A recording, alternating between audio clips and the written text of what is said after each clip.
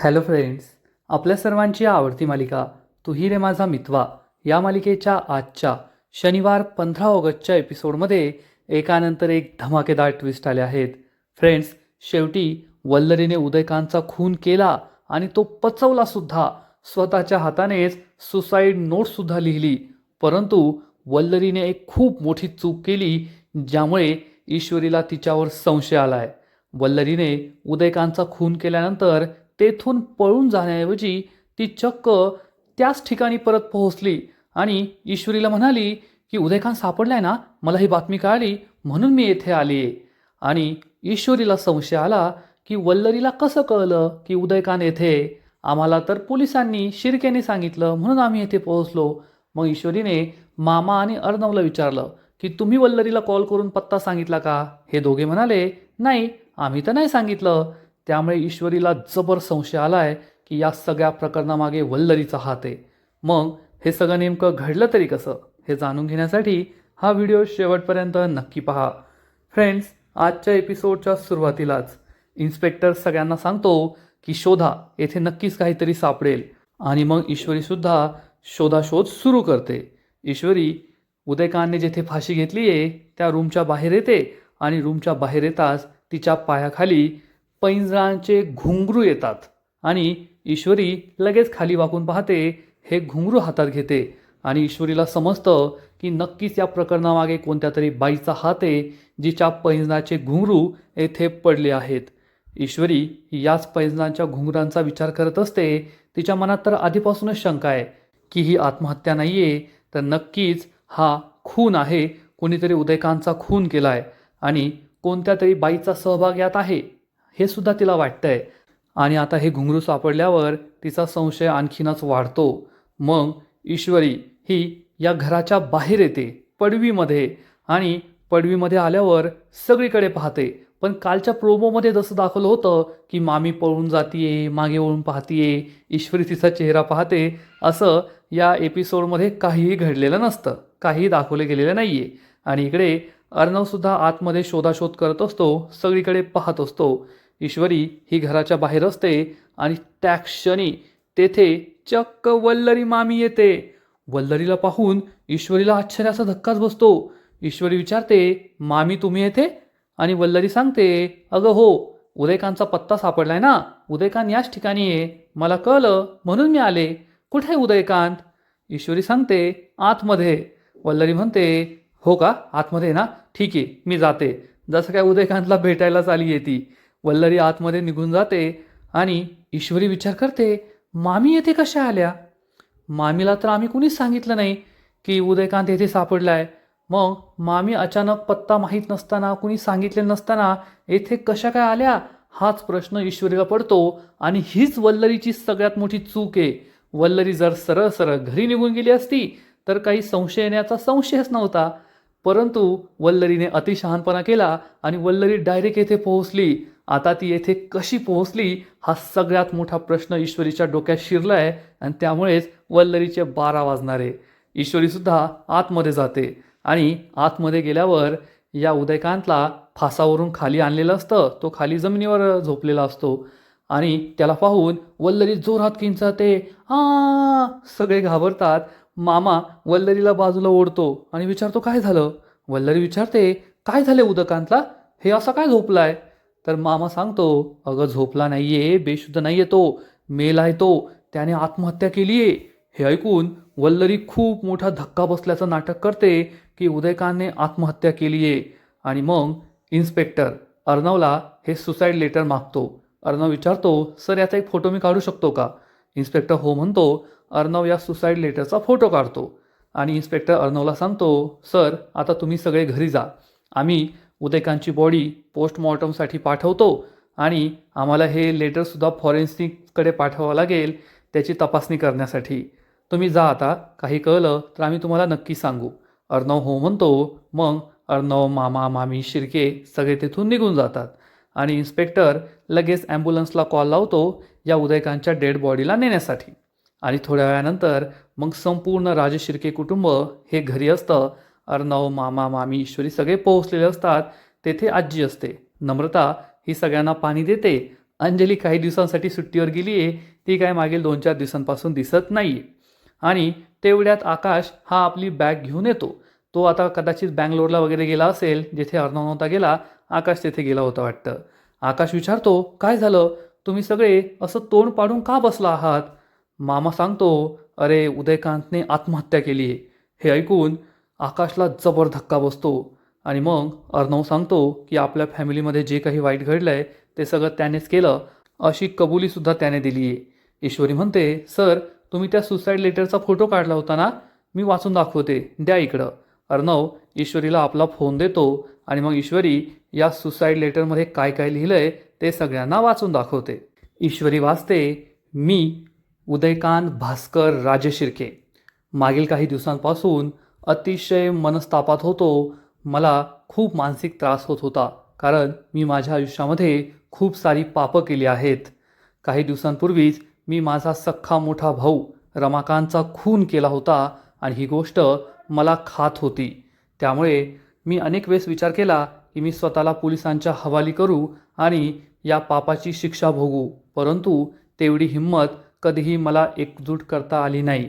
फक्त एवढंच नाही तर मी माझ्या मोठ्या भावाचं रमाकांतचं आणि त्याच्या बायकोचं सात्विकाचं संपूर्ण आयुष्य उद्ध्वस्त केलं आहे. हे तर झालं आत्ताचं, परंतु अनेक वर्षांपूर्वी सात्विका हिचं आयुष्य उद्ध्वस्त करणारा सुद्धा मीच होतो. माझ्यामुळेच तिने आत्महत्या केली होती, कारण माझा मोठा भाऊ रमाकांत आणि सुप्रियाबाई यांना हॉटेलच्या एका रूममध्ये बोलवून त्यांच्याबद्दल जे काही घडलं, त्यांची जी काही बदनामी झाली, ते करण्यामागे सुद्धा माझाच हात होता. मीच ते सगळं केलं होतं. मी फक्त पैशांच्या लालसेपोटी हे सगळं काही करत होतो. माझ्या भावाची संपत्ती, त्याचं ऐश्वर हे सगळं मला सहन होण्यासारखं नव्हतं, कारण मी अपयशी होतो आणि तो यशाची शिखरं पादाक्रांत करत होता. म्हणूनच मी नेहमी त्याच्यावर जळत राहिलो, त्याच्याकडे पैशांची मागणी करत राहिलो. आणि मग अनेक वर्षानंतर जेव्हा रमाकांत परत आला, तेव्हा त्याला माझं हे सगळं सत्य कळलं होतं की मीच त्याला आणि सुप्रियाबाईला त्या हॉटेलमध्ये अडकवलं होतं आणि माझ्यामुळेच त्याच्या बायकोने सात्विकाने आत्महत्या केली होती. सगळेजण शांतपणे हे ऐकत असतात. ईश्वरी पुढे वाचते, मग रमाकांतने माझ्याविरुद्ध अनेक पुरावे जमा केले होते. म्हणूनच मी रमाकांतला उचलायचं ठरवलं. ज्या दिवशी वटपौर्णिमा होती आणि स्पर्धेसाठी सगळेजण गेले होते, घरी कुणीही नव्हतं. या गोष्टीचा फायदा घेऊन मी घरी आलो. माझ्याबरोबर माझे काही गुंडसुद्धा होते आणि मग मी येथे रमाकांतबरोबर झटापट केली. त्यातूनच रमाकांत जखमी झाला आणि मग मी रमाकांतचा मोबाईल त्याच्याच घराच्या गार्डनमध्ये लपून ठेवला होता. मग रमाकांतला उचलून मी माझ्या अड्ड्यावर घेऊन गेलो आणि अर्णवने त्याची शोधाशोध करू नये म्हणून त्याच्याच मोबाईलवरून अर्णवला असा मेसेज पाठवला की मी काही दिवस वारीला जातोय, मला शोधण्याचा प्रयत्न करू नका. परंतु रमाकांत स्पर्धेच्या फायनलच्या दिवशी माझ्या तावडीतून सुटला आणि तो तेथे स्पर्धेच्या ठिकाणी पोहोचला. आता रमाकांत माझं सगळं सत्य अर्णवला सांगेल आणि अर्णव मला सोडणार नाही, या भीतीने मी विषारी द्रव्य असलेलं इंजेक्शन त्याच्या मानेत खुपसलं आणि त्याचा जीव घेतला. आणि हे सगळं मीच केलंय हे मी कबूल करतो. हे ऐकून सगळ्यांना मोठा धक्काच बसतो. म्हणजे मामीने जेवढी सगळी पापं तिने केली आहेत, या सगळ्या पापांसाठी चक्क उदयकांतलाच दोषी ठरवलेलं असतं, म्हणजे ती नामानिराळी झालेली असते. ईश्वरी पुढे वाचते की मी तुमच्या सगळ्यांची माफी मागतो. मी जे काही केलं त्यासाठी मी माफी मागण्याच्या लायकसुद्धा नाही आहे, म्हणून मी माझं आयुष्य संपवतोय. उदयकांत राजशिर्के.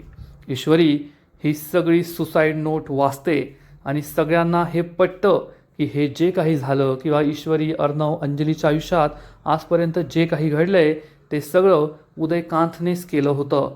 आणि आजी म्हणते, शेवटी सत्य समोर आलंच. जर या उदयकांतला आधीच उपरती झाली असती तर कदाचित आज माझी सात्विका जिवंत असती, रमाकांतराव जिवंत असते आणि या घराचं चित्र खूप वेगळं असतं. परंतु त्याला उपरती खूप उशिरा झाली. तोपर्यंत सात्विका आणि रमाकांतराव हे जग सोडून गेले होते. अर्णव खूप दुःखी होतो, डोक्याला हात लावून बसतो. मामा म्हणतो, अर्णव आता तरी तुला वाटतंय ना की शेवटी तुझ्या आईबाबांना न्याय मिळाला आहे. आता काहीच वाईट वाटून घेण्याची गरज नाही आहे, काहीच दुःख मनवण्याची गरज नाही आहे. त्या उदयकांतला त्याच्या पापांची शिक्षा मिळाली आहे. वल्लरी म्हणते, हो खरं आहे, आता उदयकांतचा चॅप्टर कायमचा संपला आहे. अर्णव म्हणतो, हो मामा, आता मला कसलंही रिग्रेट नाही आहे. फक्त एक गोष्टीचं वाईट वाटतंय की मी माझ्या बाबांना दिलेलं वचन नाही पूर्ण करू शकलो. स्वतःच्या हाताने त्या उदयकांतला नाही मारू शकलो. मला स्वतःच्या हाताने त्याचा जीव घ्यायचा होता. माझ्या बाबांच्या मृत्यूचा बदला घ्यायचा होता. मामा म्हणतो, अर्णव प्लीज असं बोलू नको. पण तेवढ्यात ईश्वरी म्हणते, पण हे जे काही दिसतंय ना, त्यात काहीतरी चुकतंय असं मला वाटतं. हे ऐकून अर्णव आणि घरातील सगळ्यांना आश्चर्याचा धक्काच बसतो की आता ईश्वरीला कशाची शंका येते. मामी विचारते, ईश्वरी तुला नेमकं म्हणायचं तरी काय, ते तरी सांग. आणि ईश्वरी सांगते, मामी मला असं सांगायचं आहे की आता उदयकांत असं म्हणतोय की हे जे काही झालं ते सगळं त्याने स्वतः केलं. म्हणजे इतक्या वर्षांपूर्वी जे सात्विका आईबद्दल आणि रमाकांत बाबाबद्दल घडलं होतं ते सुद्धा त्यानेच केलं होतं. पण माझ्या आईने सांगितलंय की त्यामागे एका बाईचा हात होता. रमाकांत बाबाने सुद्धा हेच सांगितलं होतं. आणि धुमाळला जेव्हा गोळी लागली तेव्हा धुमाळसुद्धा हेच बोलला होता की या सगळ्यामागे एका बाईचा हात होता. मग ती बाई कोण आहे हे तर आपल्या समोर अजून आलेलंच नाहीये. मामी खूप घाबरते आणि म्हणते, या मुलीचं काय करावं ते कळतच नाही. हिचं डोकं आहे ना वेगळ्याच दिशेने चालतं, जी दिशा मला जेलमध्ये घेऊन जाईल. अर्णव म्हणतो, पण मी सिंदूर त्यात शंका घेण्यासारखं काय आहे? आत्ताच उदयकांतने कबूल केलंय ना की हे सगळं त्यानेच केलं होतं. ईश्वरी म्हणते, हो सर त्याने कबूल केलंय, परंतु मग ती बाई कोण होती हे कळत नाहीये ना. हाच सगळ्यात मोठा प्रश्न आहे. त्या बाईचा खरा चेहरा आपल्यासमोर अजून आलेलाच नाहीये. मला असं वाटतं की या बाईनेच हे सगळं केलं असावं. घरातील सगळेजण याचाच विचार करत असतात की ईश्वरी बरोबर बोलतीये का. आणि तेवढ्यात नम्रता म्हणते, कदाचित त्या उदयकांतला स्वतःला वाचवायचं असेल म्हणून उदयकांतने एखाद्या बाईचा बहाणा केला. पण कोणती बाई नसेलच. आकाश म्हणतो, खरं असू शकतं, अशी पण पॉसिबिलिटी असू शकते. आणि आजी म्हणते, पण एवढं खरं आहे की उदयकांतला त्याच्या पापांची शिक्षा मिळाली आहे. आणि मग वल्लरी विचार करते, मला काहीतरी करावं लागेल. ईश्वरीच्या मनात माझ्याबद्दल जी शंका आहे ना ती शंका घालवावी लागेल. नाहीतर ही ईश्वरी मला जेलमध्ये पाठवल्याशिवाय गप्प बसणार नाही. काहीतरी करून तिच्या मनातील ही शंका दूर करावी लागेल असा विचार वल्लरी करते. आणि मग थोड्या वेळानंतर सगळे आपापल्या रूममध्ये गेलेले असतात. फक्त ईश्वरी एकटीच तेथे हॉलमध्ये डायनिंग टेबलवर बसलेली असते. आणि तिला आठवतं की जेथे उदयकांतने आत्महत्या केली तेथे तिला एका बाईचे घुंगरू सापडले होते. ईश्वरी याच सगळ्या गोष्टींचा विचार करत असते. आणि तेवढ्यात मामा किचनमध्ये पाणी प्यायला येतो. मामाला दिसतं की ईश्वरी ही एकटीच तेथे डायनिंग टेबलवर काहीतरी विचार करत बसली आहे. आणि मामा ईश्वरीजवळ येतो, ईश्वरीला हाक मारतो, ईश्वरी. आणि ईश्वरी दचकून मागे पाहते. मामाला समजतं की ईश्वरी कसला तरी विचार करत होती, त्यामुळे अशी अचानक आवाज दिल्यामुळे दचकली. आणि इकडे आकाश रूममध्ये मोबाईलमध्ये काहीतरी वाचत असतो. तेथे नम्रता येते आणि विचारते, आकाश आजचा दाल तडका कसा होता? मी पहिल्यांदाच ट्राय केला आहे, चांगला झाला होता की नाही? परंतु आकाश एक शब्दही बोलत नाही, तो त्याच्याच गुंगीत असतो. नम्रता विचारते, आकाश काय विचारते मी? पण आकाश काहीच बोलत नाही. नम्रता त्याच्या हातातून फोन घेते आणि म्हणते, काय सुरू आहे तुमचं? आकाश विचारतो, तू काय करतेयस? नम्रता म्हणते, मी तुमच्याशी बोलतीये आणि तुम्ही मोबाईल पाहत बसलाय, एवढं काय महत्त्वाचं आहे? आता रात्री ईमेल चेक करणं बंद करा. आकाश सांगतो, अगं मी ईमेल चेक करत नव्हतो, त्या उदयकांतचं सुसाईड नोट वाचत होतो. नम्रता विचारते, आता कशाला वाचताय? झोपायची वेळ, स्वप्नातसुद्धा तोच दिसेल. आकाश म्हणतो, नाही तसं नाही, मला आहे ना एक वेगळीच शंका येते. नम्रता विचारते, कोणती? तर आकाश म्हणतो की खरंच अशा नालायक माणसाने आत्महत्या केली असेल ना, यावरच माझा विश्वास बसत नाहीये. ईश्वरी जे म्हणत होती ते सुद्धा खरं असू शकतं. असा क्रिमिनल माइंडेड माणूस कधीच आत्महत्या करू शकत नाही असं मला वाटतं.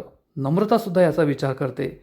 आणि इकडे जीनियस आईन्स्टाईनपेक्षा हुशार असलेली मामी चक्क तिच्या हँडरायटिंगमध्ये लिहिलेले सगळे पेपर, सगळ्या डायऱ्या, या सगळ्या गोष्टी घेऊन येते आणि म्हणते, उदयकांतची सुसाईड नोट मी स्वतःच्या हाताने लिहिली.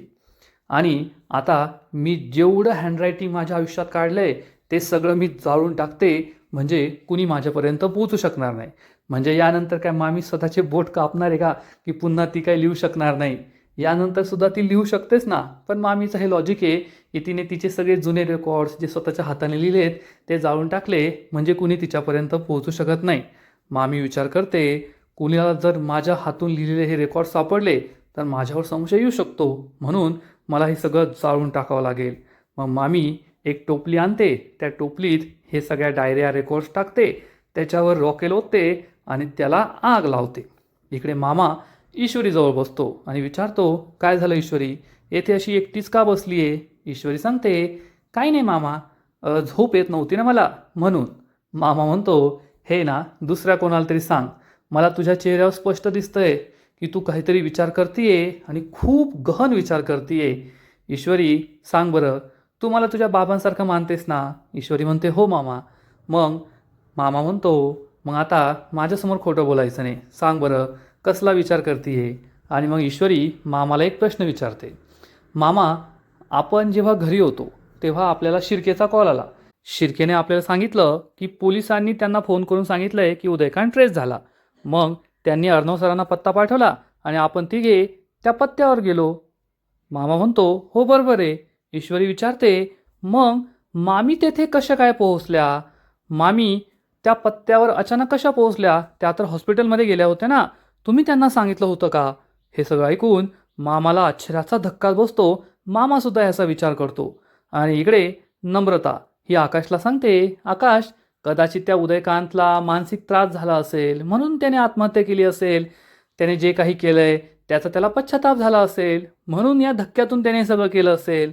आकाश म्हणतो, तुझं पटतंय मला, असं होऊ शकतं, पण त्याचे जेवढे क्रिमिनल रेकॉर्ड आहेत ना त्याच्यावरून असं वाटतं की असा माणूस ज्याने आयुष्यभर एवढे मोठे मोठे क्राईम केले त्याने लगेच पश्चातापामुळे आत्महत्या करणं, हे सगळं मला थोडं विचित्र वाटतंय. हे सगळं असं होईल असं वाटत नाहीये. आणि ईश्वरीसुद्धा म्हणाली ना की या सगळ्या प्रकरणामागे एका बाईचा हात होता. मग ती बाई कोण होती? तर नम्रता म्हणते, ते इशूचं मला काही सांगूच नका, त्या इशूचं डोकं आहे ना वेगळीकडेच कुठेतरी चालतं. आकाश म्हणतो, पण ती जर खरं म्हणत असेल तर? आणि ज्या बाईबद्दल ईश्वरी बोलतीये त्या बाईनेच उदयकांतला संपवलं असेल तर?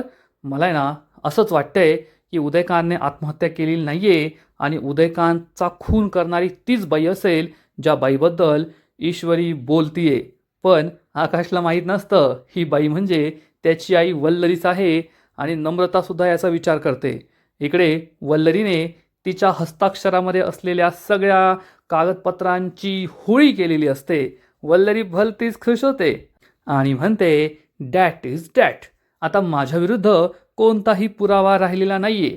जसं काय वल्लरीवर पुन्हा लिहिण्याची बंदी घातली गेली आहे, यानंतर ती काय आयुष्यात परत काही लिहू शकत नाही, अशी खुश होतीये वल्लरी. आणि वल्लरी म्हणते, आता या आगीतच मी अर्णव राजशिर्केची होळी करणार. आता मी या आगेतच अर्णव राजशिर्केला कायमचं संपवणार. अर्णव राजशिर्के आणि तुझी बायको ईश्वरी कधीही माझ्यापर्यंत आता पोहोचू शकणार नाही. मी केलेल्या सगळ्या पापांची शिक्षा त्या उदयकांतने भोगली आणि आता मी या सगळ्या पापातून मुक्त झाले. डॅट इज डॅट असा विचार करून मामी भलतीच खुश होते. आणि इकडे आकाश आणि नम्रताचं तेच डिस्कशन सुरू असतं. नम्रता म्हणते, नाही आकाश, मला नाही वाटत अशी कोणती बाई असेल आणि एका बाईने एवढं सगळं करणं, उदयकांतसारख्या माणसाचा खून करणं, हे कसं शक्य आहे?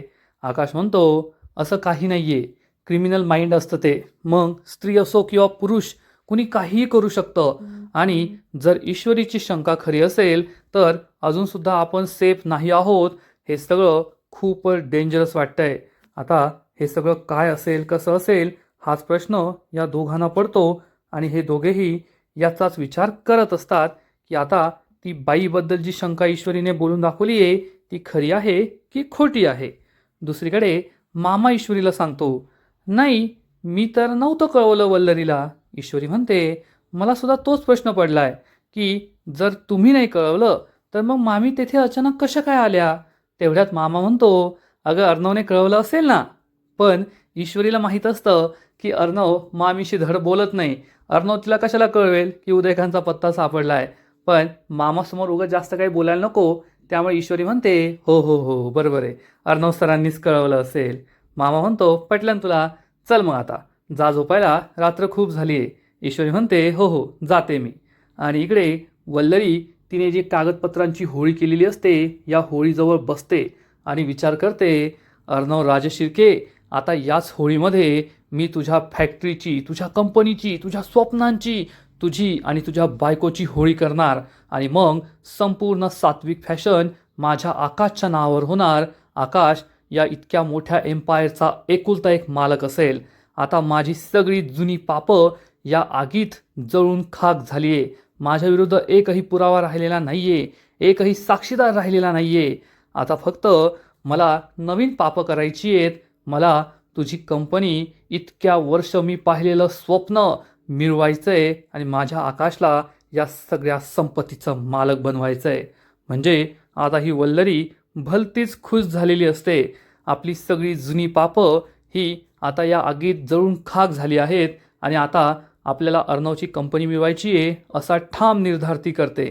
इकडे मामा झोपायला निघून जातो, परंतु ईश्वरीच्या मनात अजूनही हीच शंका असते की अर्णव सर हे तर माझ्याबरोबरच होते आणि मी तर त्यांना मामीला फोन करताना किंवा मेसेज करताना पाहिलं नाही आणि उदयकांतचा पत्ता सापडलाय ही गोष्ट अर्णव सर वल्लरी मामींना का कळवतील?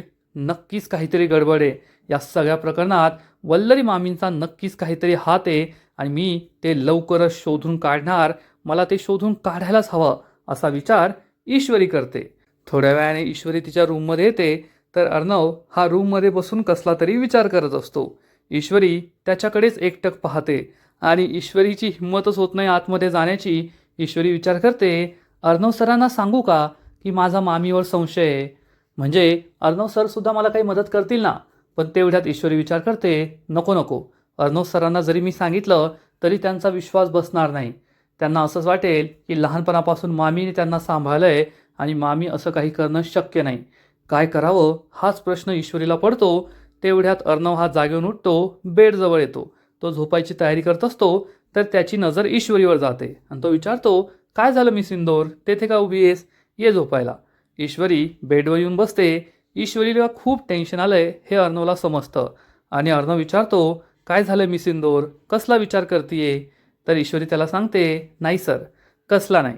अर्णव म्हणतो, खरं खरं सांग, तुझ्या चेहऱ्यावर दिसतंय मला सगळं, खूप सारे प्रश्न पडलेत तुला. ईश्वरी सांगते, सर उदयकांतचा चेहरा डोळ्यांसमोरून जातच नाहीये. अर्णव ईश्वरीच्या खांद्यावर हात ठेवतो आणि म्हणतो, मागील काही दिवसात आपल्या आयुष्यात खूप काही काही घडतंय आणि हे सगळं खूप अबनॉर्मल आहे. त्यामुळे त्रास होणं साहजिक आहे, पण जास्त विचार करू नको, आता शांत झोप. ईश्वरी हो म्हणते आणि आजचा एपिसोड येथेच संपतो. फ्रेंड्स, खरंच तू ही रे माझा मितवा या मालिकेचा आजचा एपिसोड खरंच खूप भारी होता, इंटरेस्टिंग होता. ईश्वरी एकदम राईट ट्रॅकवर आहे आणि मामीबद्दल तिला संशय आलाय. आजचा एपिसोड तर भारी होता, पण या मालिकेचा पुढील एपिसोड आणखीन भारी असणार आहे. आणखीन मोठा ट्विस्ट या मालिकेत येणार आहे. मग नेमकं घडणार तरी काय? तर या मालिकेच्या पुढील एपिसोडमध्ये आपण पाहू की ईश्वरी अर्णवला विचारेल, अर्णव सर तुम्ही मामीला फोन करून किंवा मेसेज करून सांगितलं होतं का की उदयकांतचा पत्ता कोठे आहे आणि आम्ही त्याला शोधायला चाललो आहे? अर्णव सांगेल, मी कशाला करू, माझ्याकडे कुठे वेळ होता मामीला कळवायला. ईश्वरी विचारणार, मग मामीला कसं काय कळलं? पण अर्णवने ठरवलंय की मामीवर संशय घ्यायचा नाही. त्यामुळे अर्णव म्हणेल, मी सिंदोर, मामीबद्दल तू संशय घेऊ नको, मामी खूप चांगली आहे. ती वाईट बोलते परंतु ती असं काही वेडेवाकडं करू शकत नाही. पण ईश्वरीच्या मनात शंका असणारच आणि ईश्वरी विचार करेल, नाही सर, आता या प्रकरणाच्या शेवटापर्यंत मी जाऊन राहणारच. मामीचा या प्रकरणाशी काय संबंध आहे हे तर मी शोधून काढणारच असा ठाम निर्धार ईश्वरी करेल. आणि इकडे मामी ही मामाला सांगेल की या रूममध्ये कुणीतरी आहे असा भास मला होतोय आणि मामा तिला आणखीन घाबरून देईल आणि सांगेल, असतात काही काही अतृप्त आत्मा आपल्या आजूबाजूला आणि जर ते जिवंत असताना आपण त्यांना त्रास दिला असेल तर ते मेल्यानंतर आपल्याला त्रास देतात, असं होऊ शकतं. हे ऐकून मामी खूप घाबरते. मग मामीच्या मनात शंका येईल की आता ही अतृप्त आत्मा कोणती आहे, उदयकांतची आहे की रमाकांतची आहे? पण मामी आता भूताला घाबरणार आणि कदाचित ईश्वरी याच गोष्टीचा फायदा करून मामीकडून सगळं सत्य वधून घेईल असंच दिसतंय. तर फ्रेंड्स, तुम्हालासुद्धा तू ही रे माझा मितवा या मालिकेचा आजचा एपिसोड आवडला का? नक्कीच कमेंट करून सांगा. आणि या मालिकेचे असेच नवीन नवीन एपिसोड, नवीन नवीन अपडेट सर्वात आधी पाहण्यासाठी व्हिडिओला लाईक करा, शेअर करा चॅनलला सबस्क्राईब करून बेल आयकॉनवर क्लिक करा. म्हणजे या मालिकेचे नवीन नवीन एपिसोड तुम्हाला सर्वात आधी पाहायला मिळतील. खूप खूप खूप धन्यवाद.